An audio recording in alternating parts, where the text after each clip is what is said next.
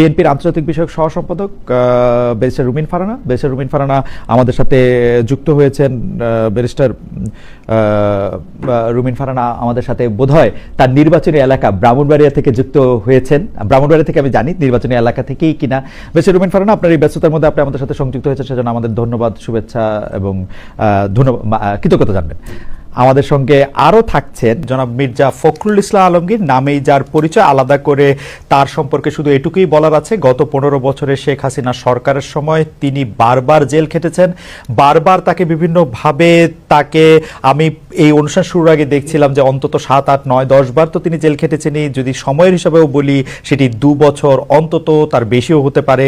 সেই সময়ের মধ্যেও তিনি বিএনপিকে ধরে রেখেছিলেন, বাংলাদেশ জাতীয়তাবাদী দলকে তিনি ধরে রেখেছেন, নেতৃত্ব দিয়েছেন, বিভিন্ন সময় বিভিন্ন গুরুত্বপূর্ণ সিদ্ধান্ত দিয়েছেন, সামনে থেকে নেতৃত্ব দিয়েছেন।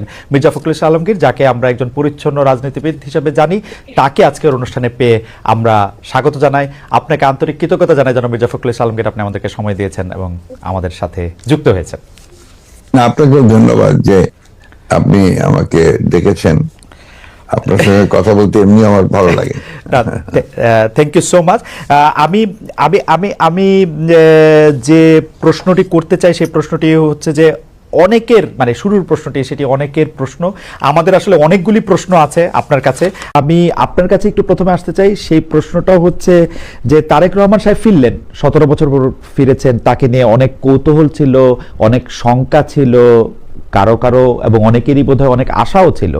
কিন্তু আমরা আপনাদের কাছে জানতে চাই যে মিডিয়া ব্যাপারটাকে যেভাবে প্রচার করলো, প্রকাশ করলো, সেটাতে আপনার আপনার কেমন লাগলো? আমি মানে আপনার কি মনে হলো যে তার ফিরে আসাটার রাজনৈতিক সিগনিফিকেন্স আমরা জানতেই চাইবো, কিন্তু মিডিয়াতে আমরা যা দেখলাম সেটা আসলে কিরকম দেখলাম?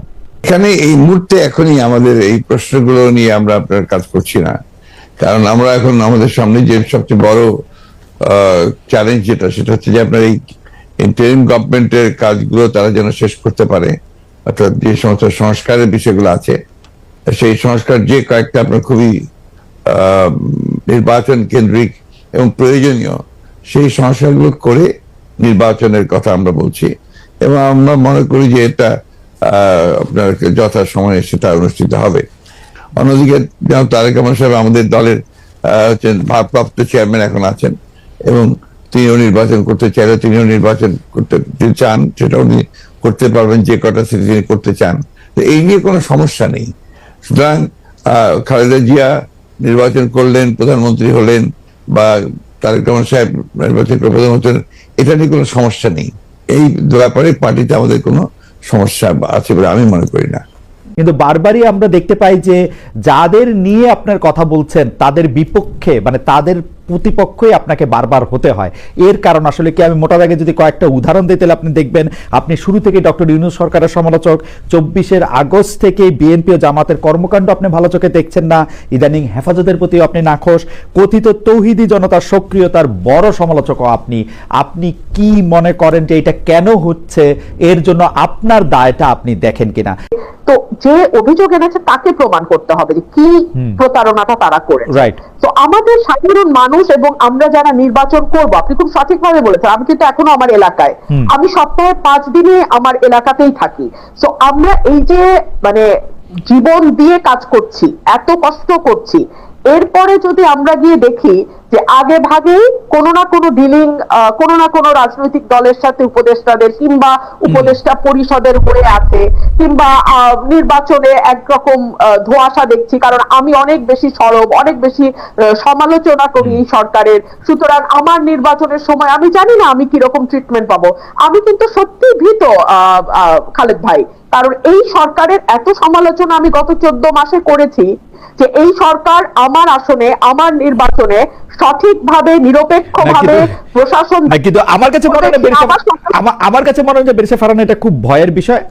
আমি ব্যক্তিগতভাবে যেরকম ভাবে দেখেছি যে আপনি তো বিএনপিরও অনেক সমালোচনা করেছেন, এখন বিএনপি আপনাকে নমিনেশন দেয় কিনা, বিএনপি আপনাকে কিভাবে ট্রিট করে, একটা আমিডামি প্রার্থী দাঁড় করায় কিনা, সেইটাও একটু আসলে দেখার বিষয় যে সেইটা আসলে কোথায় গিয়ে দাঁড়ায় আর কি। আমার মনে হয় এক মিনিট, আমি যেহেতু 17 সাল থেকে কাজ করছি, আমি জানি যে আমি দাবি বা যেই প্রার্থী দাঁড় করাক মানুষ আমার সাথে আছে আলহামদুলিল্লাহ। আপনি আমার প্রোগ্রাম গুলো দেখলে আপনি বুঝতে পারবেন মানুষের সারা ইজ ডিফারেন্ট, তো ওইটা আমার সাথে আছে। এনসিপি কে ভোটের মাঠে সঙ্গে চায় বিএনপি। আমরা দেখেছি যে বিএনপি এনসিপির কর্মকাণ্ডকে তুমুল সমালোচনা করেছে, আপনিও করেছেন। মানে আপনার সাথে তো কথা মাঠের বাইরে, মাঠের ভিতরে, স্ক্রিনের বাইরে নানা রকম হয়েছে। এইটা কি সত্যি আসলে, মানে জুলাই আন্দোলনের ছাত্র নেতাদের যে দল এনসিপি, তাকে বিএনপি আসলে সঙ্গে চায়? আমার কাছে ঠিক তথ্যটা নেই, আমি জানি না বিএনপি এনসিপির সঙ্গে জোট করার কথা ভাবছে কিনা। তবে বহুদিন আগে বিএনপি একটা অবস্থান পরিষ্কার করেছিল যে জামাতের সাথে জোট হবে না, এর বাইরে অন্য যে কোনো পলিটিক্যাল পার্টির সঙ্গে বিএনপি জোট করতে পারে। তবে এখানে আরো একটা কথা আমি বিনয়ের সাথে বলি, আমাদের গণতন্ত্র মঞ্চের সঙ্গে আমাদের এক ধরনের অ্যালায়েন্স আছে। গণতন্ত্র মঞ্চ আমাদের সঙ্গে গত 7-8 বছর ধরে মাঠে ছিল, একই সঙ্গে 12 দলীয় জোটও কিন্তু এখনো আছে বিএনপির সাথে। তো এতগুলো পলিটিক্যাল পার্টির সঙ্গে জোট করার পরে আবার নতুন করে এনসিপির সঙ্গে হবে কিনা, এই ব্যাপারে আমার কাছে কোনো ব্যক্তিগত তথ্য আমি জানি না। নিউজটা পড়ে আমি যা বুঝলাম, নিউজটা একেবারেই মানে গরম যাকে বলে ওভেন ফ্রেশ। সেটাতে বলা হইতেছে বিএনপি আসলে এনসিপির কাছে টানতে চায়, জামায়াত থেকে যাতে দূরে রাখা যায়, মানে জামায়াতের সাথে যেন না যেতে পারে। এই ব্যাপারে কি আপনি দুইটা লাইন বলবেন? দেখুন, ভোটে তো এখনো 3-4 মাস বাকি আছে, তো এই সময়টা ভীষণ ক্রুশিয়াল। অনেক দলের সাথে অনেক দলের জোট হবে, আবার অনেক দলের সাথে জোট যেটা আছে সেটা হয়তো কিছুটা আলগাও হয়ে যেতে পারে। তো এখনই এই ব্যাপারে মন্তব্য করা কঠিন। ভোটের হিসাব নিকাশ, ভোটের পরিসংখ্যান ইত্যাদি সকল কিছু বিবেচনায় নিয়েই রাজনৈতিক দলগুলো তাদের দাবার গুটি সাজাবে, এইটুকু আমি বলতে পারি। তাহলে আমার এই কথা আপনি লিখে রাখেন, বিএনপি তাহলে ইলেকশনও পাস করবে না। I have raised my case.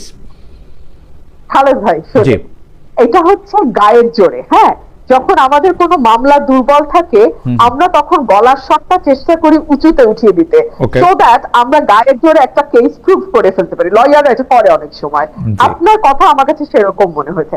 আচ্ছা, আপনি বলেন, পুলিশ প্রশাসন থেকে শুরু করে যারা দায়িত্ব পালনরত অবস্থায় আছে তারা এই সরকারের অধীনে কাজ করে, তাদের বেতন ভাতা সবকিছু আসে এই সরকারের কাছ থেকে। 1, 2 হচ্ছে তারা যদি দায়িত্বে অবহেলা করে কিংবা তারা কোনো অন্য দলের ইশারায় দায়িত্ব পালন থেকে বিরত থাকে, তখন তাদের বিরুদ্ধে শাস্তিমূলক ব্যবস্থা নেওয়ার এখতিয়ার কেবলমাত্র এই সরকার রাখে।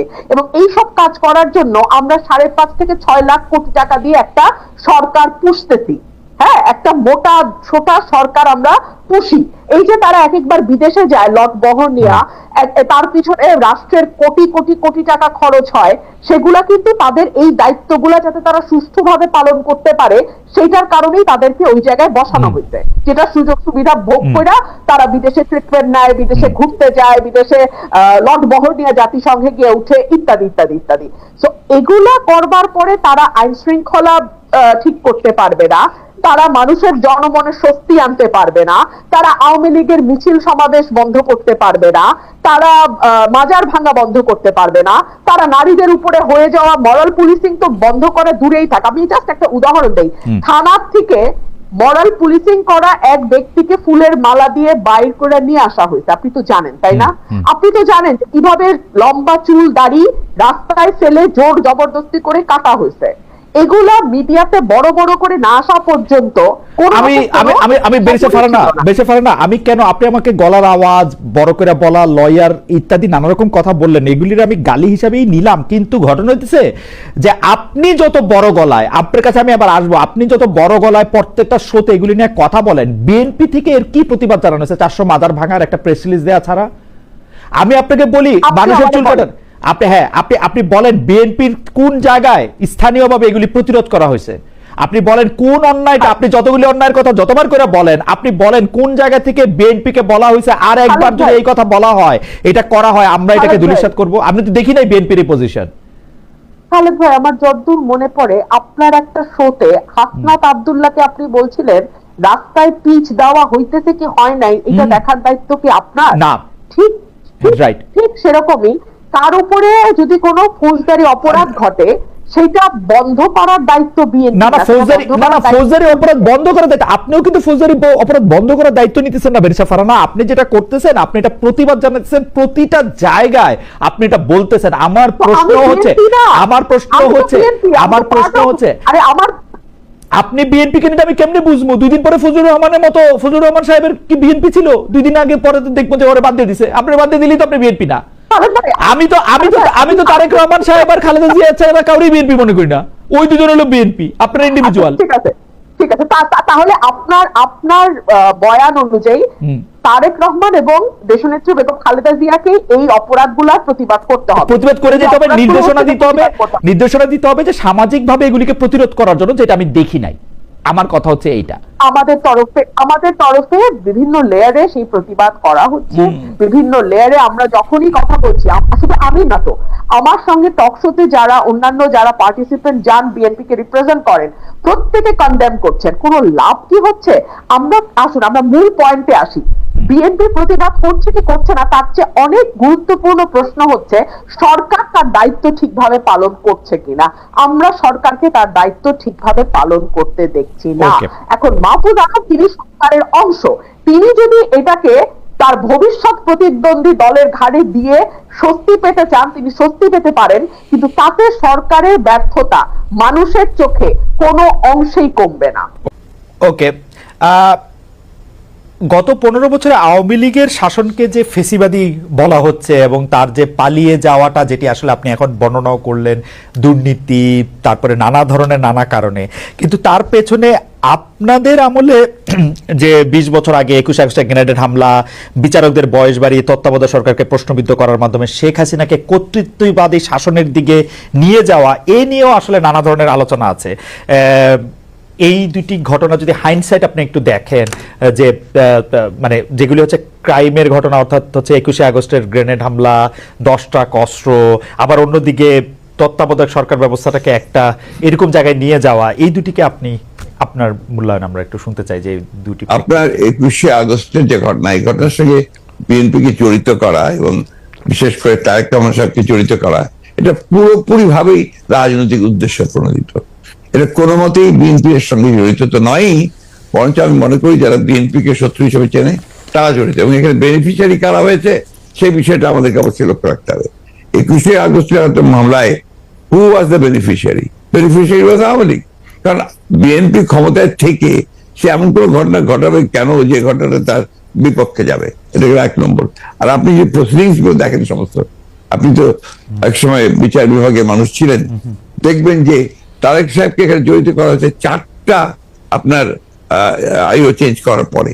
সর্বশেষ যে আইও নিয়ে আসা হয়েছে সে হচ্ছে আওয়ামী লীগ দলীয় ভুক্ত কাহার এখন, যে আপনার নিজে থেকেই তাদের নির্দেশে সে এই চার্জশিটটা করেছে, যেটার কোনো সম্পর্ক নেই। অন্যদিকে যে আপনার মূল আসামি ছিল, ভদ্রলোকের নাম আমি ভুলে যাচ্ছি, মৌলানা মুফতি মোহাম্মদ, তিনি তাকে দিয়ে 164 দিন তাকে টর্চার করে তাকে দিয়ে একটা আপনার স্টেটমেন্ট করিয়ে নিয়েছিল। পরে দেখা গেছে যে উনি নিজেই সেটাকে আবার ভোগ করেছেন, বলেছেন যে এটা আমার কাছে আমাকে টর্চার করে নেওয়া হয়েছে। এবং দেখেন কিভাবে কি মারাত্মক ঘটনা, কোথায় চলে গিয়েছিল সবকিছু। এবং he was hang before the trial was complete. তো যে প্রধান আসামি তাকে আপনি আগেই অন্য একটা মামলাতে জুড়িয়ে দিলেন যাতে আসল সত্যটা বেরিয়ে নিয়ে আসে। তো এই কথাগুলো কিন্তু কেউ আপনার ইনভেস্টিগেটিভ জার্নালিজম করে না, যার ফলে এই বিষয়গুলো আসে। আপনারা পলিটিক্যাল জিনিসটাকে নিয়ে চেষ্টা করেন, ওটার দিকে why did you try to go deep into it?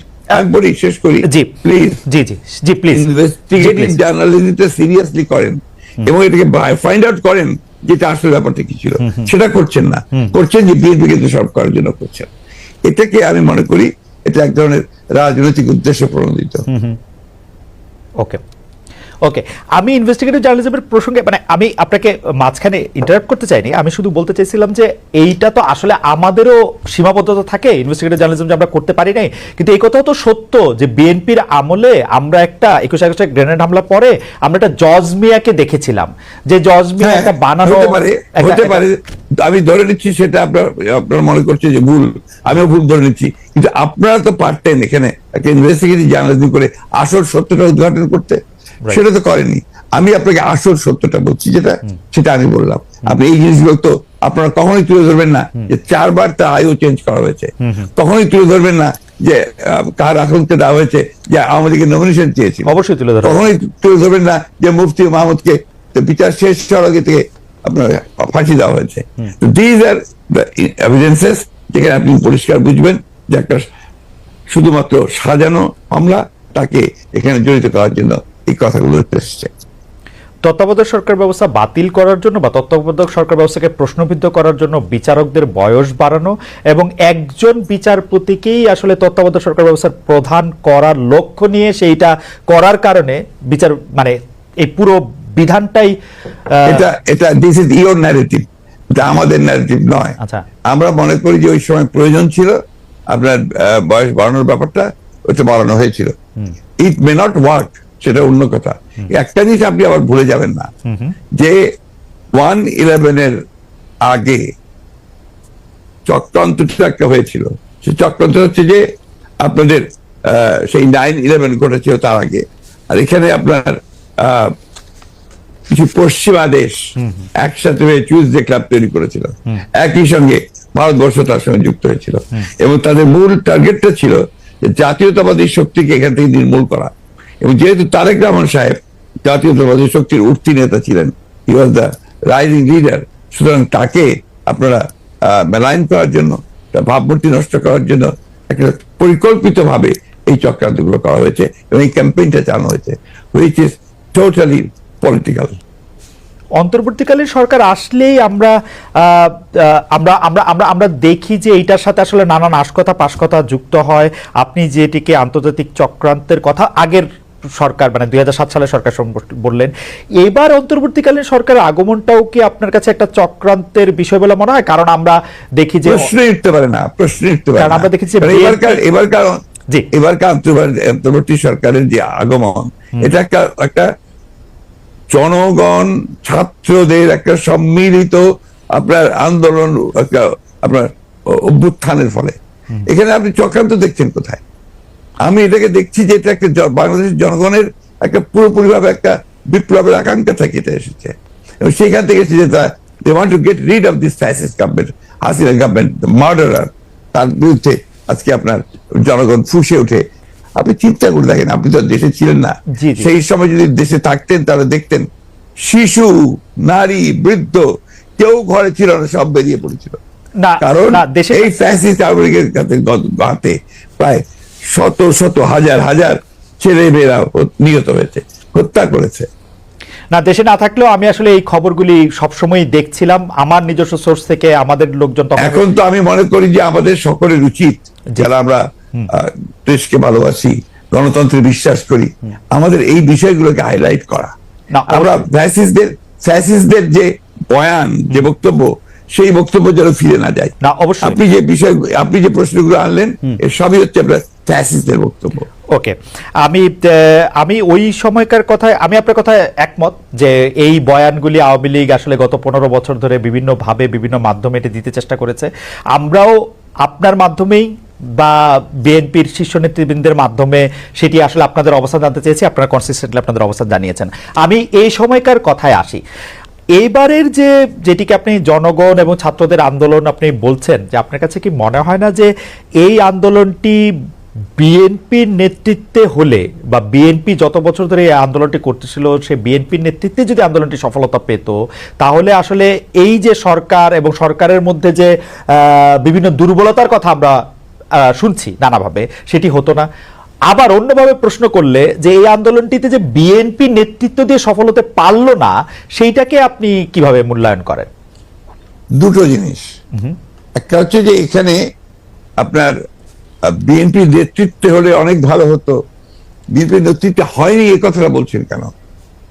BNP তো এর মধ্যে শেষ দিন পর্যন্ত, শেষ মুহূর্ত পর্যন্ত ছিল এই আন্দোলনে। এই ছাত্র জনতার আন্দোলন শুরু হয়েছে 2 মাস হলো, তার আগে তো আমরা মাঠে, এবং আমরাই আপনার মাঠেছি, আমরা জেলে গেছি, আমাদের 60 লক্ষ লোকের বিরুদ্ধে মামলা হয়েছে, আমাদের 700-এর উপরে মানুষ আপনার গুম হয়ে গেছে, ইলিয়াস আলী সহ। এইটা তো আমরা, আমাদের 15 বছর ধরে এটা চলছে, এবং অকথ্য অত্যাচার নির্যাতন আমাদেরকে সহ্য করতে হয়েছে। এবং ছাত্ররা যখন এসছে তখন আপনার তারা যে প্রথমে কোটা আন্দোলন ও তারপরে সেই হত্যা পরে সাথে সাথে তারা আপনার এক দফা আন্দোলনে গেছে। We have given total support to them. আপনি সেই সময়কার পত্রিকাগুলো দেখুন, আমার বক্তব্যগুলো দেখুন। আমি প্রতিদিন সেই সময় আপনার প্রেস কনফারেন্স করেছি ওই কয়েকটা দিন। ওই দিন সম্পূর্ণ আমি ছিলাম। আমরা এখানে বিভক্তি আনতে চাই না। আমরা এখানে মনে করি এটা বিভক্তি না। আমি আমার বক্তব্যটা শেষ করে ফেলি ভাইয়া। জি জি প্লিজ প্লিজ। এটা হচ্ছে যে এই বিষয়টাকে আমরা এক করে দেখতে চাই। এখন যে কোনো ধরনের একটা মিসআন্ডারস্ট্যান্ডিং তৈরি হওয়া বা একটা ভুল বুঝে যাওয়া, সমঝোতার অভাব হওয়া, এটা কিন্তু দেশের জন্য এই মুহূর্তে এতটুকু মঙ্গলজনক হবে না। না, এইটা আমি আপনার সাথে দ্বিমত পোষণ করছি না, কিন্তু আপনি বলছেন যে আপনি আসলে সাপোর্ট দিয়েছিলেন, আপনার সেই ব্যাপারে কোনো সন্দেহ নেই। আমরা প্রতিদিন আপনার বক্তব্য আমরা মিডিয়ায় দেখেছি, সরাসরি দেখেছি, বক্তব্য দেখেছি। আমার প্রশ্ন, আপনারা তো সাপোর্ট দিয়েছিলেন, কিন্তু লিডারশিপটা ছিল যে আসলে ছাত্রদের হাতেই, তাই তো? মানে এটা এই জায়গাটা আপনি যাচ্ছেন কেন? আমরা তো লিডারশিপ এখানকার লিডারশিপটা আমরা ক্লেম করিনি। আমরা ক্লেম করেছি যে আমরা শেষ মুহূর্তে লিডারশিপটা আমরা দিয়েছি, এটা ক্লেম করেছি, করিনি তো? ওটা যাচ্ছেন কেন? আমরা বলছি যে ছাত্ররা শেষ মুহূর্তে যে, আমি তো আমার বক্তব্য বলেছি যে গোল আমরা তৈরি করে দিয়েছি, ঠিকঠাক করেছে ছাত্ররা। ওকে।